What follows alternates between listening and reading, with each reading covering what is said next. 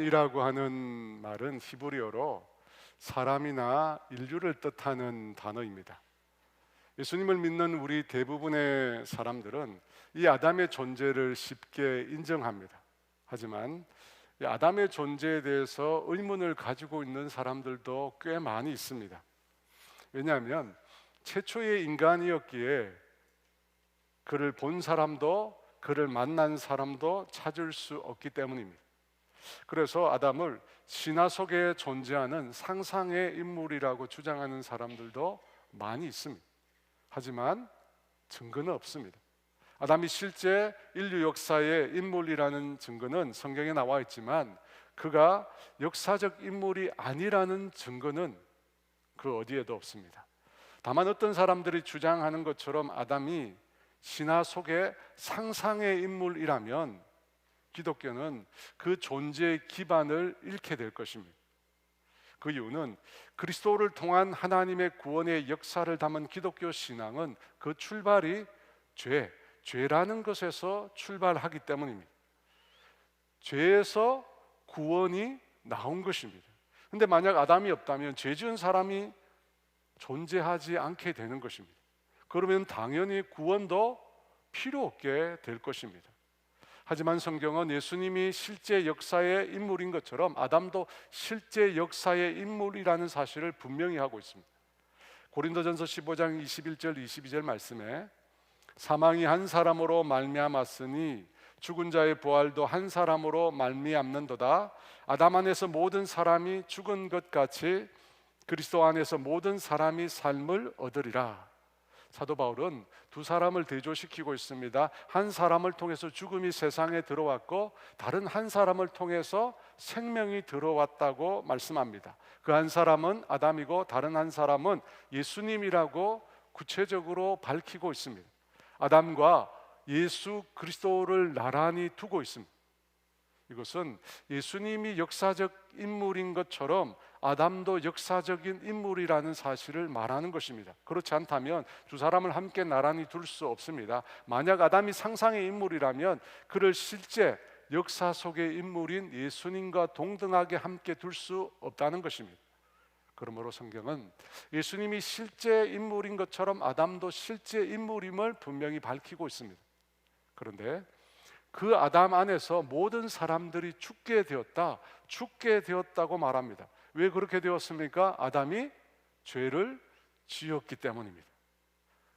여러분, 우리는 이 죄라는 개념에 아주 익숙하고 이 죄라는 단어도 아주 쉽게 잘 사용합니다.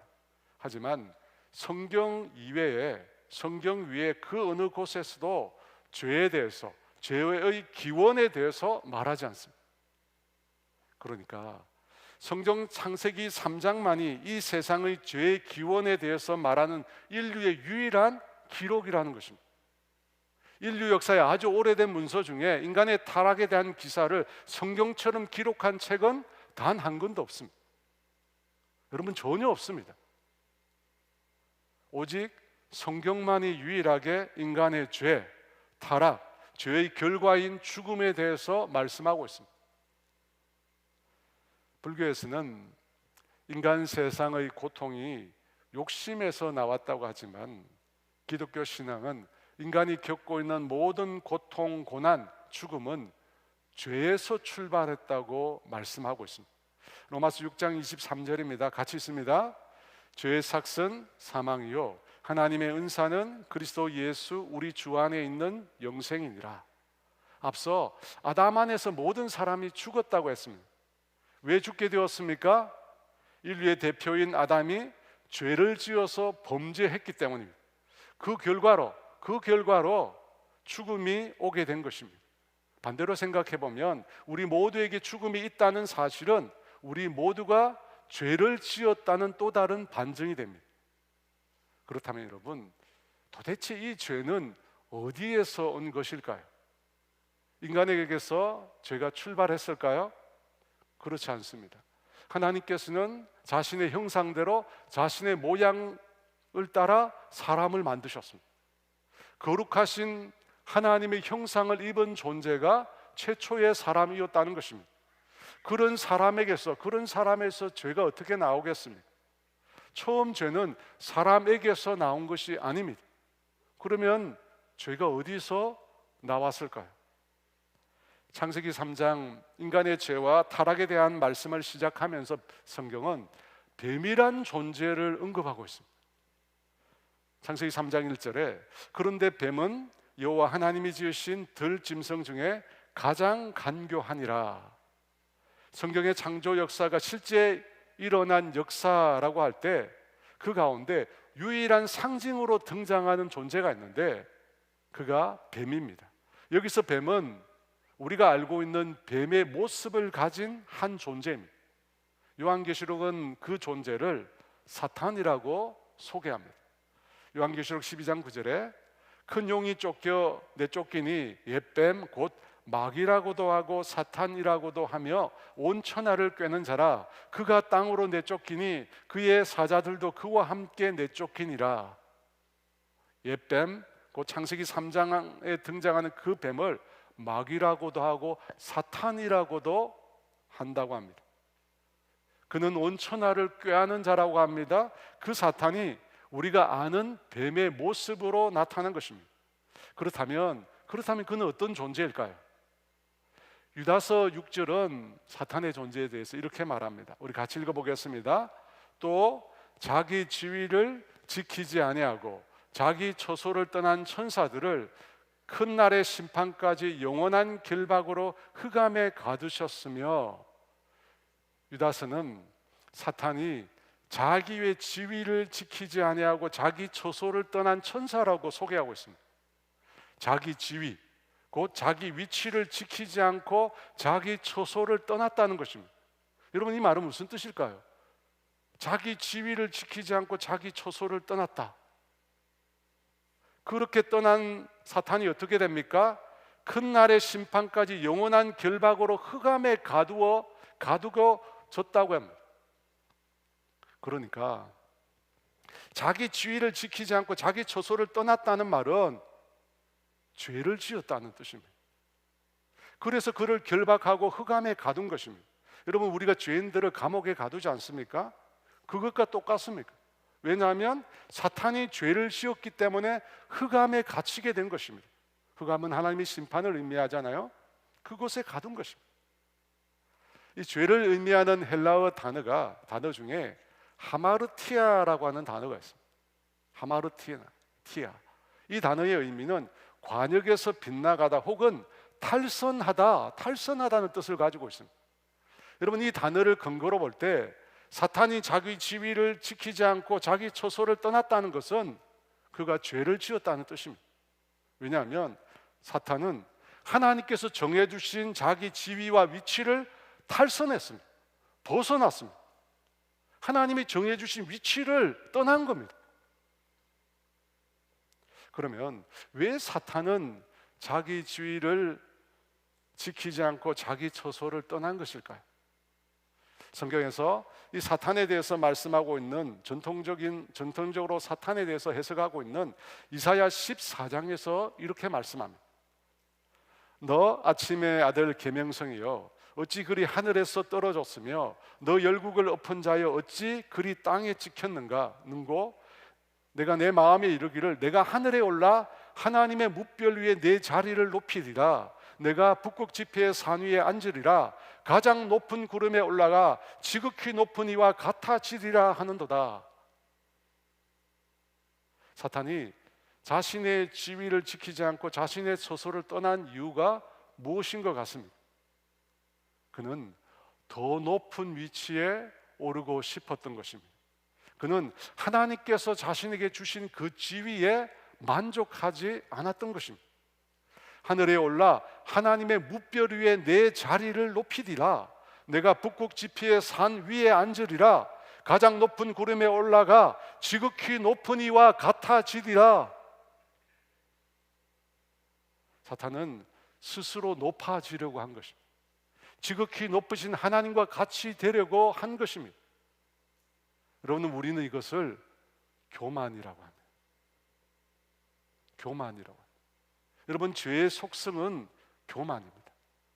하나님이 정해 주신 자신의 위치를 망각하고 그곳에서 떠나 높은 곳에 이르고자 하는 그 교만이 바로 죄의 시작입니다.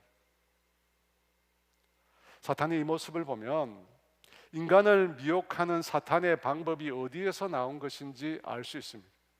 창세기 3장 4절과 5절 말씀인데요, 우리 같이 읽습니다. 뱀이 여자에게 이르되 너희가 결코 죽지 아니하리라. 너희가 그것을 먹는 날에는 너희 눈이 밝아져 하나님과 같이 되어 선악을 알 줄 하나님이 아심이니라. 너희가 그것을 먹는 날에는 너희 눈이 밝아져 하나님과 같이 된다고 합니다. 인간을 미혹한 사탄의 방법은 그가 이전에 행했던 일과 똑같습니다. 하나님과 같이 되려고 한 것입니다. 똑같은 방법으로 인간을 미혹한 것입니다. 사탄의 이 교만한 모습을 보면서 우리는 예수님을 떠올리게 됩니다. 여러분, 예수님은 어떻게 행하셨습니까? 그분은 지극히 높으신 영광의 하나님이시지만 하나님과 동등됨을 취하지 아니하셨습니다. 오히려 자기를 비어 사람의 형체를 입고 사람들과 같이 되셨습니다. 자신을 낮추시고 죽기까지 복종하셨습니다. 여러분, 예수님은 자신의 위치에서 스스로 낮추셨습니다. 우리는 그것을 겸손이라고 합니다. 반면에 마귀는 하나님께서 그에게 주신 지위를, 처소를 탈순했습니다. 그리고 스스로 하나님처럼 되려고 높아지려고 했습니다. 교만해지려고 했습니다. 여러분, 그것이 죄의 시작입니다. 여러분, 죄는 교만에서 나온 것입니다. 스스로 자신을 높이려고 하는 그것에서 죄가 나온 것입니다. 그러므로 여러분, 우리가 죄로부터 멀어지려면 어떻게 해야 할까요? 죄로부터 멀어지려면 예수님의 마음을 가지면 됩니다. 예수님의 마음, 겸손한 마음, 스스로 자기를 낮추고 낮아지는 것만이 죄로부터 멀어지는 길입니다. 하지만 조금이라도 우리 자신을 높이기 시작할 때, 여러분, 우리는 죄에 가까워진다는 사실을 꼭 기억하시기 바랍니다. 여러분, 이처럼 죄라는 것은 인간에게서 시작된 것이 아닙니다. 자기 위치에서 벗어난, 자기 처소를 떠난 천사에게서 시작된 것입니다. 마귀는 누구로부터 유혹을 받은 것이 아닙니다. 그 스스로 타락한 것입니다. 그래서 예수님께서 마귀에 대해서 이렇게 말씀하셨습니다. 요한복음 8장 44절 말씀 같이 읽어볼까요? 너희는 너희 아비 마귀에게서 났으니 너희 아비의 욕심대로 너희도 행하고자 하느니라. 그는 처음부터 살인한 자요, 진리가 그 속에 없으므로 진리에 서지 못하고 거짓을 말할 때마다 제 것으로 말하나니 이는 그가 거짓말쟁이요 거짓의 아비가 되었습니다. 예수님은 마귀가 처음부터 살인한 자라고 말합니다. 처음부터 죄 지은 자였다는 것입니다. 그러니까 인간을 타락시킨, 죄를 짓도록 만든 존재는 마귀였습니다. 마귀는 스스로 타락했고 또 인간을 타락시키려고 시도하고 있습니다. 여러분, 왜 그렇게 할까요? 왜 사탄이 인간을 타락시키려고 한 것일까요? 인간이 하나님의 형상을 입은 유일한 존재이기 때문입니다. 하나님을 본뜬, 하나님을 닮은, 영화와 종기로 관을 쓴 가장 위대한 하나님의 작품이기 때문입니다. 또 인간은 하나님의 형상을 입은 자로 하나님의 대리 통치자이며 만물의 영장이기 때문입니다. 그래서 그 인간을 타락시킴으로 하나님이 만드신 모든 만물을, 하나님 보시기에 좋았다라고 말씀하신 모든 만물을 타락시킬 수 있는 것입니다. 인간을 타락시킵니다. 그래서 인간이 타락한 이후에 만물이 저주를 받게 된 것입니다. 창세기 3장 17절에 아담에게 이르시되 내가 내 아내의 말을 듣고 내가 내게 먹지 말라 한 나무의 열매를 먹었은즉 땅은 너로 말미암아 저주를 받고 너는 내 평생에 수고하여야 그 소산을 먹으리라. 여러분, 여기서 땅은 피조물의 대표격입니다. 피조물의 대표예요. 그 땅이 저주를 받았습니다. 그래서 어떻게 됩니까? 로마서 8장 20절에 피조물이 허무한데 굴복하는 것은 자기 뜻이 아니요 오직 굴복하게 하시는 이로 말미암음이라. 로마서 8장 22절 같이 있습니다. 피조물이 다 이제까지 함께 탄식하며 함께 고통을 겪고 있는 것을 우리가 아느니라. 피조물이 허무한데 굴복한다고 합니다. 피조물이 썩어짐의 종로로 탄다고 합니다. 모든 피조물이 다 함께 탄식하며 고통을 겪고 있다고 합니다. 그 이유가 무엇입니까? 인간이 타락했기 때문에, 하나님의 대리 통치자인 인간이 타락했기 때문에, 죄를 지었기 때문에 저주를 받게 된 것입니다. 여러분, 이것이 바로 마귀가 원했던 결과입니다. 사탄이 스스로 교만해져서 하나님의 심판을 받고 영원한 결박으로 인해 흑암에 갇힌 것처럼, 하나님의 위대한 걸작품인 인간도 영원한 심판에 놓이길 그가 원했던 것입니다. 그렇게 함으로 만물도 고통 가운데 놓이게 된 것입니다. 여러분, 그게 사탄이 원하는 것입니다. 그게 사탄이 하나님께 복수하는 방법입니다.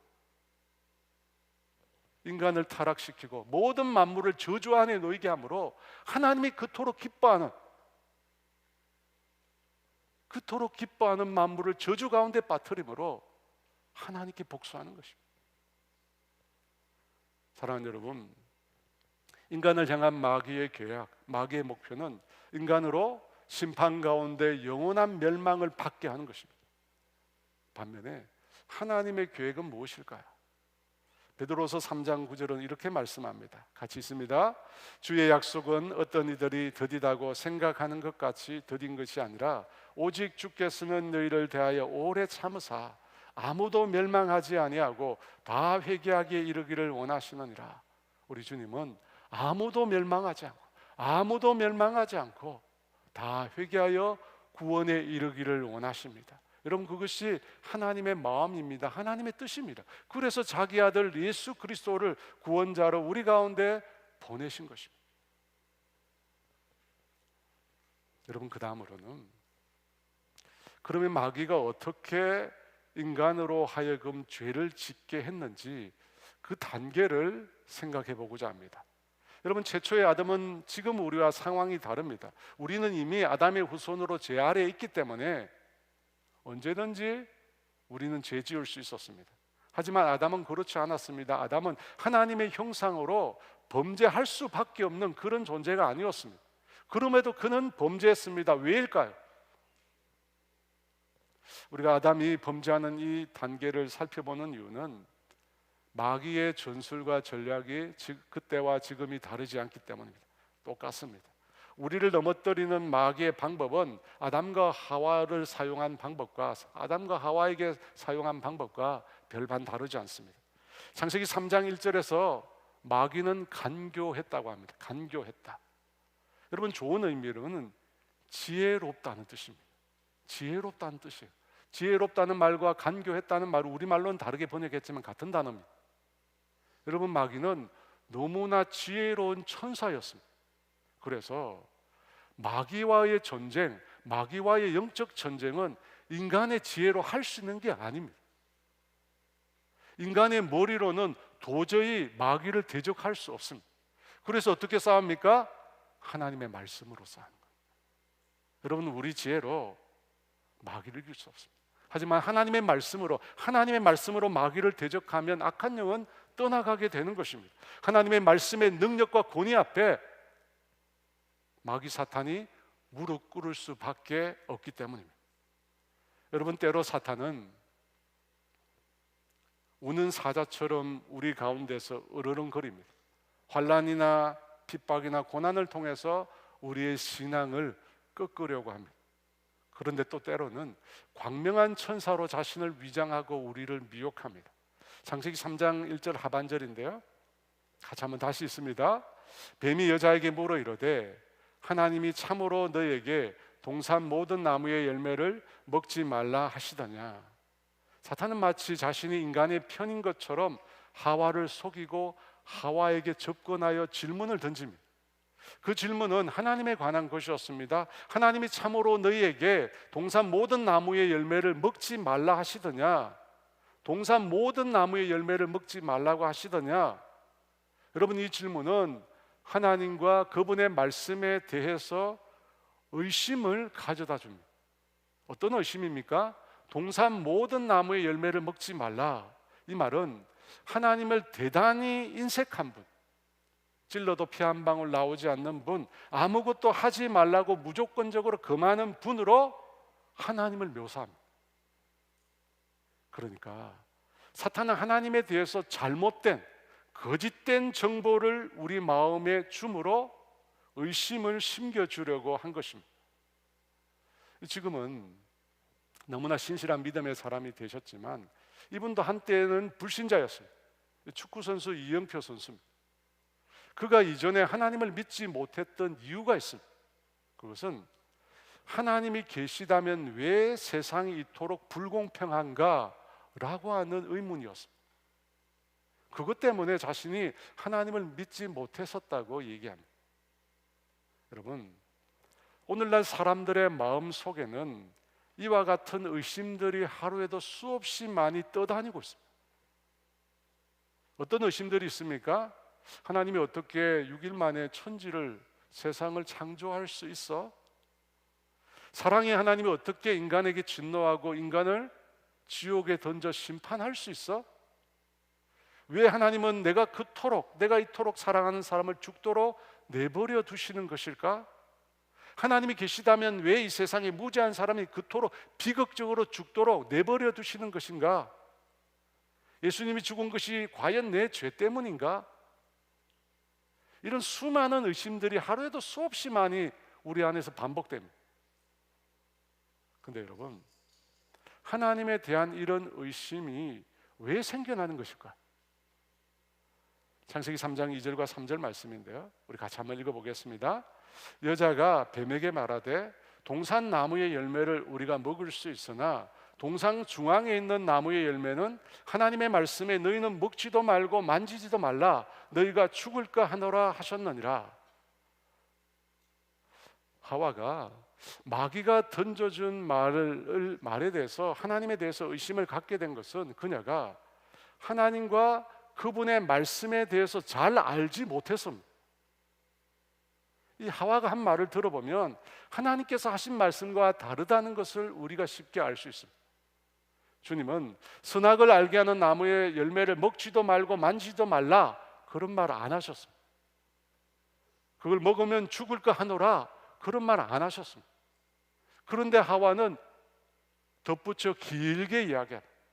여러분, 길게 이야기한다는 건 뭐예요? 자신이 없다는 겁니다. 드라마에 나오대요, 보니까. 길게 이야기하는 건 자신이 없대요. 또 확신이 없으니까 죽을까 하노라. 하와는 하나님의 말씀에 대해서 확신이 없었습니다. 여러분, 마귀가 하와를 첫 번째 유혹의 대상으로 삼은 것은 하와가 하나님의 말씀을 직접 듣지 못했기 때문입니다. 그래서 의심이 생겨난 것입니다. 의심은 하나님을 잘 알지 못하면서, 하나님의 말씀을 잘 알지 못하면서 나오는 오해에서 나온 것입니다. 여러분, 의심은 하나님을 알지 못해서, 하나님을 잘 알지 못해서 하나님을 향한 믿음이 견고하게 서지 못해서 나오는 것입니다. 마가복음 14장 31절에 예수께서 손을 내밀어 그를 붙잡으시며 이르시되 믿음이 작은 자여 왜 의심하였느냐 하시고, 믿음이 작은 자여. 풍랑치는 바다 위에서 예수님께서 베드로에게 오라고 하셨습니다. 내게로 오라고 하셨습니다. 베드로가 그 말을 듣고 물 위를 걸어가다가 예수님께 가다가 어떻게 됩니까? 물속에 빠지게 됩니다. 왜 빠지게 됩니까? 물 위를 걷다가 바람을 보고 두려워했기 때문에, 그 두려움 때문에 예수님을 계속해서 바라보지 못한 것입니다. 귀신 들린 아들을 가진 아버지가 예수님께 찾아와서 그 아들을 고쳐달라고 말합니다. 그러면서 이렇게 말합니다. 마가복음 9장 22절에 귀신이 그를 죽이려고 불과 물에 자주 던졌나이다. 그러나 무엇을 하실 수 있거든 우리를 불쌍히 여기서 도와주옵소서. 무엇을 하실 수 있거든. 그때 예수님께서 뭐라고 말씀하십니까? 23절에 할 수 있거든이 무슨 말이냐, 믿는 자에게 능히 하지 못할 일이 없느니라. 할 수 있거든이 무슨 말이냐. 귀신 들린 아들을 둔 아버지는 병을 고치러 예수님 앞에 나와왔지만 예수님에 대한 믿음이 견고하지 못했습니다. 무엇이든 할 수 있기만 하면 그래서 예수님께서 할 수 있거든이 무슨 말이냐, 믿는 자에게 능치 못할 일이 없다고 말씀하신 것입니다. 저도 예수님을 믿고 난 이후에 의심이 있었습니다. 어떤 의심이냐면, 하나님이 혹시 나를 아프리카 오지나 북한으로 선교사를 보내버릴 것 같은 그런 생각이었어요. 나는 가고 싶지 않은데 하나님이 강제로 나를 떠밀 것 같아. 그런 불안감이 제 속에 있었습니다. 마치 낭떠러지 끝에서 하나님 나를 막 밀어버릴 것 같았어요. 그런 불안감이 저에게 있었습니다. 여러분, 그런 불안감, 왜 그런 의심이 우리 가운데 들까요? 하나님을 알지 못해서, 하나님의 말씀도 하나님의 능력도 알지 못해서입니다. 하나님의 뜻과 계획도 알지 못하고 하나님의 섭리도 알지 못하고 무엇보다도 하나님의 사랑을 알지 못하기 때문입니다. 알지 못하기 때문에 의심하고 알지 못하기 때문에 불안해지는 겁니다. 하나님을 알지 못하는 거예요. 앞을 보지 못하는 장님들이 코끼리의 한 부분을 만지면서 서로 이렇게 이야기합니다. 코끼리의 이빨 상아를 만진 장님은 코끼리는 무같이 단단하게 생겼다고 합니다. 코끼리의 귀를 만진 장님은 코끼리는 곡식을 까불 때 사용하는 키 같다고, 그 모양이 키 같다고 얘기합니다. 또 옆에서 코끼리의 다리를 만진 장님은 코끼리가 크다란 절구공 같다고 얘기합니다. 여러분, 코끼리를 이렇다더라라고 말하는 이 설명이 과연 코끼리에 대한 완벽한 설명일까요? 그렇지 않습니다. 그런데 우리가 하나님을 아는 것도 그와 같습니다. 여러분, 솔직히 우리는 하나님을 완벽히 잘 알지 못합니다. 그래서 우리가 평생 하나님을 알아가야 하는 것입니다. 시간이 흐를수록 하나님에 대해서 더 많이 알아가야 하는 것입니다. 여러분, 하나님에 대해서 더 많이 알아가면 알아갈수록 어떻게 될까요? 우리의 신앙이 자랍니다. 하나님을 알아가면 알아갈수록, 더 많이 알아갈수록 우리의 신앙이 더 깊이 성숙할 수 있는 것입니다. 사랑하는 여러분, 여러분이 아는 하나님은 어떤 하나님이십니까? 그런데 여러분, 여러분의 마음의 크기로, 여러분의 생각의 크기로 하나님을 제한하지 마시기 바랍니다. 오늘 마귀가 하와에게 들려주시는 하나님은 아주 너무나 인색한 하나님입니다. 아주 인정머리라고는 손톱만큼도 없는 하나님입니다. 그런데 마귀의 그 설명은 틀렸습니다. 하나님은 사실 모든 나무의 열매를 다 먹으라고 하셨습니다. 먹지 말라고 하신 것이 아니라 모두 다 먹으라고 했습니다. 다만 하나님의 사랑, 하나님의 보호를 상징하는 선악을 알게 하는 나무의 열매를 먹지 말라고 하십니다. 그렇게 하신 이유는 인간으로 하여금 교만해지지 않도록 하시기 위해서였습니다. 인간이 피조물임을 알게 하는 유일한 경계가 그 열매잖아요. 인간이 하나님이 아니라는 걸 나타내는 유일한 경계가 그 열매입니다. 그런데 마귀는 그것을 가지고, 그 하나를 가지고 하나님이 모든 걸, 마치 모든 것을 다 제한하는 분인 것처럼 말하고 있습니다. 여러분, 잘못된 것입니다. 사도 바울 이후로 기독교 신앙에 가장 큰 영향을 미친 인물은 성 어거스틴입니다. 성 어거스틴. 그는 위대한 하나님의 신학자였는데요, 어거스틴은 은혜 안에 자유하라는 말을 남겼습니다. 은혜 안에 자유하라. 죄 짓는 일 외에는 자유를 누리라는 것입니다. 그것이 선악을 알게 하는 나무의 열매 외에 동산의 모든 나무의 열매를 먹으라고 하는 하나님의 말씀의 뜻입니다. 죄 짓는 일 외에는 마음껏 누리라는 것입니다. 사랑하는 여러분, 내가 아는 하나님은 하나님의 전부가 아닐 수 있다는 사실을 늘 우리가 기억해, 늘 그것을 염두에 둬야. 여러분, 그렇게 할 때 우리가 시험에 들지 않습니다. 우리가 아는 하나님이 좁으면 좁을수록 더 많이 시험되는 거예요. 내가 아는 하나님이 좁으면 좁을수록 더 많이 우리가 시험을 당하는 것입니다. 여러분, 때로는 나에게 고난이나 시련을 가져다 주는 하나님을 우리가 만나게 됩니다. 여러분, 그것은 내가 받아들이기 매우 힘든 하나님의 모습입니다. 근데 그분도 하나님이세요.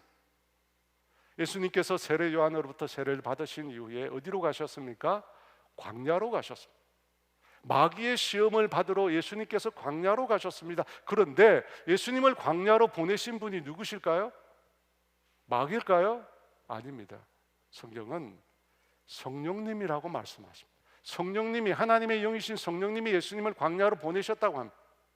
마태복음 4장 1절에 그때 예수께서 성령에게 이끌려 마귀에게 시험을 받으러 광야로 가사, 마태복음에서는 예수님이 성령에게 이끌려 가셨다고 합니다.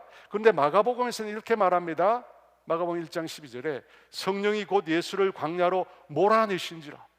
예수님을 몰아내셨다고 합니다. 여러분, 같은 내용이지만 관점이 조금 다릅니다. 마태복음의 주체는 예수님입니다. 그래서 이끌려 가셨다고 합니다. 그런데 마가복음에서는 주체가 성령님이십니다. 성령님이 예수님을 몰아내셨대요. 시험의 장소, 광야의 장소로 예수님을 몰아내셨다고 합니다. 제 인생의 가장 힘든 시간은 제가 여러 번 말했지만 군생활이었어요. 그때는 하나님이 제게 침묵하셨다고 늘 불평했습니다. 가방끈도 제가 제일 길고, 제가 축구도 잘하는데, 머리도 잘 돌아가는데 단 한 가지 사격을 잘 못했거든요. 제가 안경 때문에 그렇지 눈만 좋으면 백발백중인데 그러질 못했어요. 그런데 왜 하나님은 저를 사용하지 않았을까요? 왜 저를 그 구석에다가 처박아 놓고 그렇게 고생을 시켰을까요? 이해할 수가 없었습니다. 그래서 늘 하나님께 침묵하는 하나님이라고 쏘아붙였습니다. 그때가 제 인생의 광야라고 얘기했습니다. 그런데 지금 와서 돌이켜보니까, 지금 와서 그때를 보니까 하나님이 저를 목사로 만들려고 단련시킨 시간이었습니다. 저의 의존성을 군생활을 통해서 고쳐주셨습니다. 홀로 서기를 가르쳐주신 너무나 소중한 시간이었습니다. 저는 제 인생의 광야를 통해서 나를 단련하시는 하나님을 만나게 되었습니다. 그가 나를 단련하신 후에 내가 정금같이 나오리라, 그 말씀이었습니다. 사랑하는 여러분, 우리는 하나님을 완전히 다 알 수 없습니다. 장님이 코끼리를 만지는 것과 같습니다. 그래서 내가 아는 하나님, 내 마음의 크기, 내 생각의 크기로 하나님을 한정짓지 마십시오. 하나님은 그것보다 훨씬 크신 분, 비교할 수 없을 정도로 너무나 크신 분이십니다. 여러분, 그 사실을 늘 염두에 둡니다. 그뿐만 아니라 한 가지 꼭 더 기억해야 할 것이 있습니다. 그 어떤 경우에라도 성경의 하나님은 사랑 가운데 행하신다는 사실입니다. 하나님은 사랑의 하나님이십니다. 하나님은 사랑을 떠나서 결단코 행하지 않으십니다. 우리 가운데 하나님이 행하시는 모든 일들은 사랑입니다. 로마서 8장 31절과 32절입니다. 우리 같이 있습니다. 그런즉 이 일에 대하여 우리가 무슨 말 하리요? 만일 하나님이 우리를 위하시면 누가 우리를 대적하리요? 자기 아들을 아끼지 아니하시고 우리 모든 사람을 위하여 내주시니가 어찌 그 아들과 함께 모든 것을 우리에게 주시지 아니하겠느냐? 하나님은 당신의 아들을 우리에게 주셨습니다. 아들까지 주셨다면 하나님의 사랑을 더 이상 의심할 필요가 없지 않겠습니까? 아들까지 주셨는데 더 이상 하나님의 사랑을 뭐로 더 증명하겠습니까? 아들까지 주셨는데. 사랑하는 여러분, 더는 하나님의 사랑을 의심하지 마십시오. 더는 하나님의 사랑을 의심하지 마십시오. 하나님은 절대 우리를 사랑하십니다. 절대 우리를 사랑하십니다. 누가복음 15장의 탕자의 아버지를 언급하지 않을 수 없습니다. 탕자가 허랑방탕하여 아버지의 모든 소유를 다 낭비했습니다. 다 낭비했기에 집으로 돌아갈 면목이 없었습니다. 그래서 아들이 아니라 이제 종의 하나로 받아들여지기를 원했습니다. 절대 아들로는 받아들일 수 없다고 스스로 판단했습니다. 하지만 그 아버지는 어떻게 그를 대했습니까? 아버지께 등을 돌리고 떠난 그 아들을 어떻게 했습니까? 그 아들을 품어주셨습니다. 종의 하나로 여겨달라는 탕자의 말에 내 아들이 죽었다가 다시 살아났으며 잃었다가 다시 얻었다며 춤추며 기뻐하며 그 아들을 안아주셨습니다. 여러분, 하나님은 아무것도 먹지 말라고 하신 분이 아니라 단 하나만 빼고 죄 짓는 것만 빼고 다 하라고 하시는 분이십니다. 사랑하는 여러분, 마귀는 의심이라는 방법을 통해서 오늘도 저와 여러분을 미혹하고 있습니다. 여러분, 속지 마십시오. 그러면 어떻게 하면 우리 안에 있는 의심을 극복할 수 있을까요? 하나님을 알아가는 것입니다.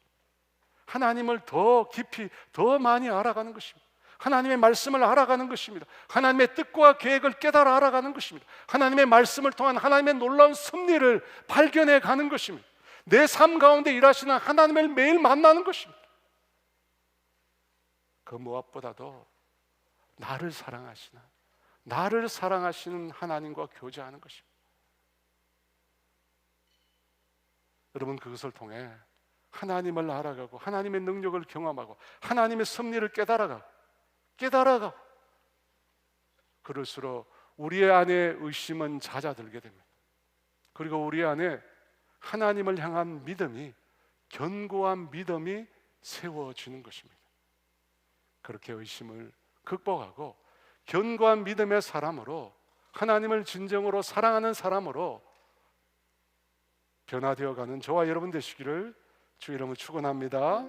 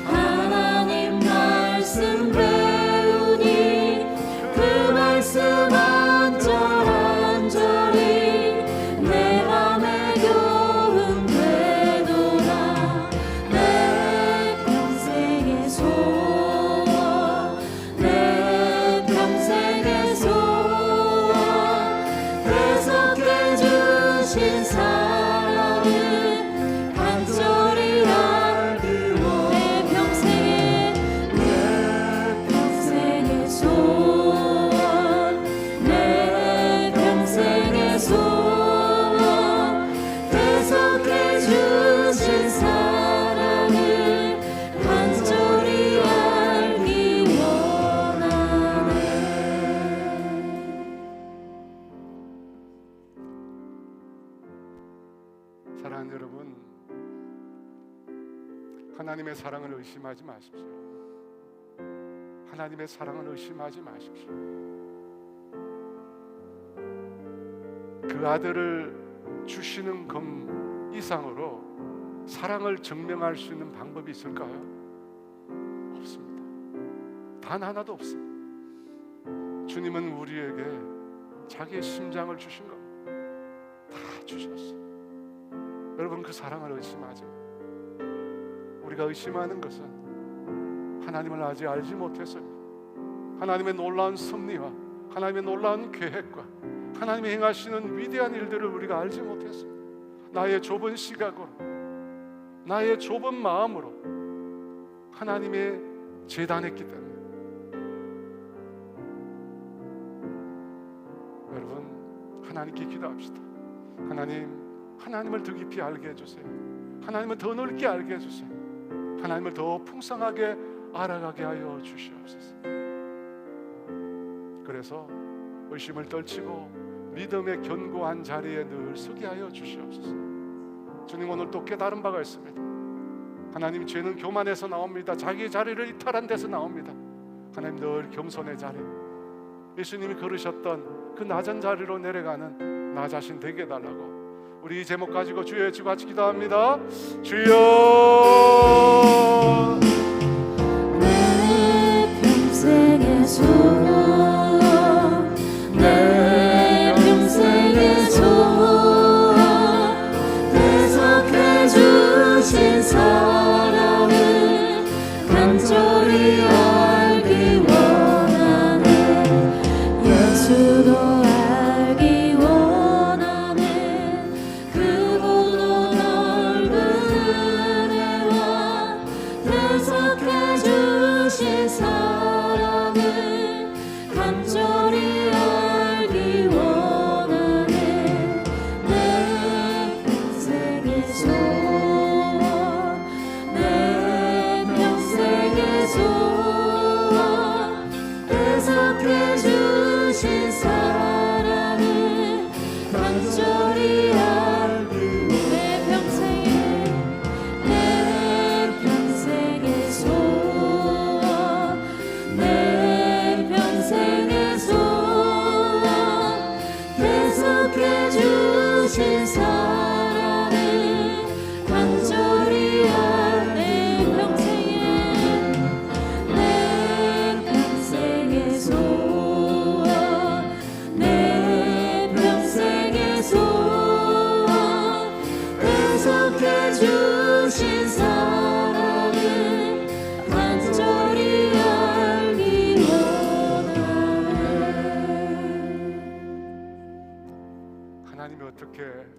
하나님이 어떻게 나에게 이렇게 할 수 있어? 하나님이 나를 사랑하면 어떻게 나에게 하나님께서 이런 일을 행할 수 있어? 하나님을 원망했던 우리들이 있었습니다. 아버지, 용서해 주세요. 하나님을 다 알지 못해서 내 마음의 크기로 하나님을 보았기 때문입니다. 내 생각으로 하나님을 재단했기 때문입니다. 하나님, 주님을 알게 해주세요.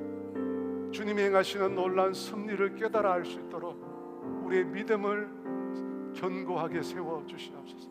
주님이 행하시는 우리를 향한 위대한 그 하나님의 뜻을 우리가 발견할 수 있도록, 하나님을 더 깊이 알 수 있도록 우리에게 은혜를 베풀어 주시옵소서.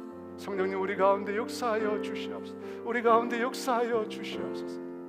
그래서 의심을 떨치고 믿음으로 나아가는, 주님을 사랑하는 마음으로 나아가는 우리 모두가 되게 하여 주시옵소서. 의심하는 자는 두 마음을 품은 자라고 주께 얻기를 구하지 말라고 했습니다. 아버지, 견고한 믿음의 사람으로 하나님을 온전히 사랑하는 자리에 나아가는 주님의 자녀들이 다 되게 하여 주시옵소서. 지금은 우리 주 예수 그리스도의 은혜와 하나님의 다함이 없는 사랑하심, 성령의 교통하심과 인도하심과 위로하심, 의심을 떨치고 하나님의 사랑을 확신하며 견고한 믿음의 자리로 나아가기로 다짐하는 사랑하는 성도들 위해 이제로부터 영원토록 함께 하시기를 간절히 축원하옵나이다.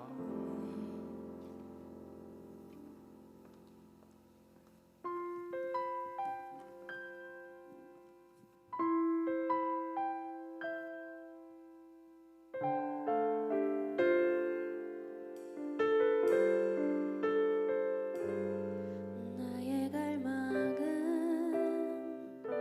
주께서 나를 알듯 나도 주님을 온전히 아는 것. 나의 갈망은 주 날 사랑하듯 나도 주님을 사랑하는 것. 내 갈망은 주께서 날 알듯 나도 주님을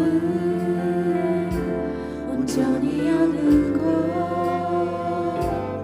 나의 갈망은 주님 사랑하듯 나도 주님을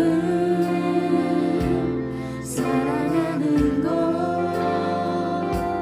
주 얼굴 보게 하소서 주 거울 알게 하소서 주님의 눈에 비춰진 아름다운 보리 주 모든 것 주셨으니 주 영상 담기 위하여 나의 모든 것을 주님께 드립니다.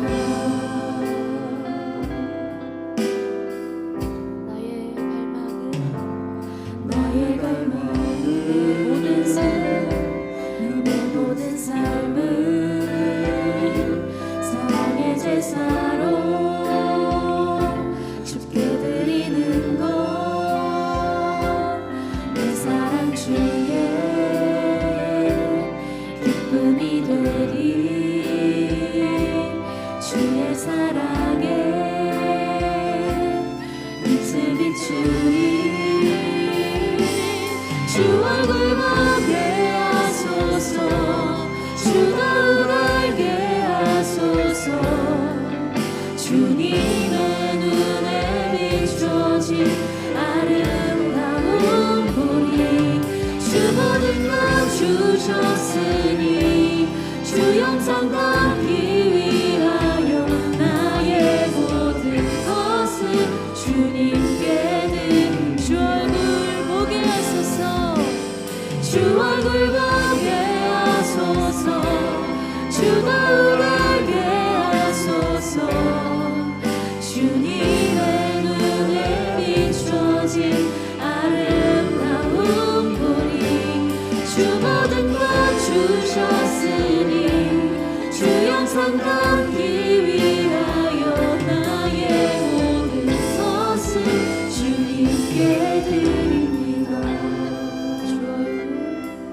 주 얼굴 보게 하소서 주 거울 알게 하소서 주님의 눈에 비춰진 아름다운 보리 주 모든 것 주셨으니 주 영상 담기 위하여 나의 모든 것을 주님께 드립니다.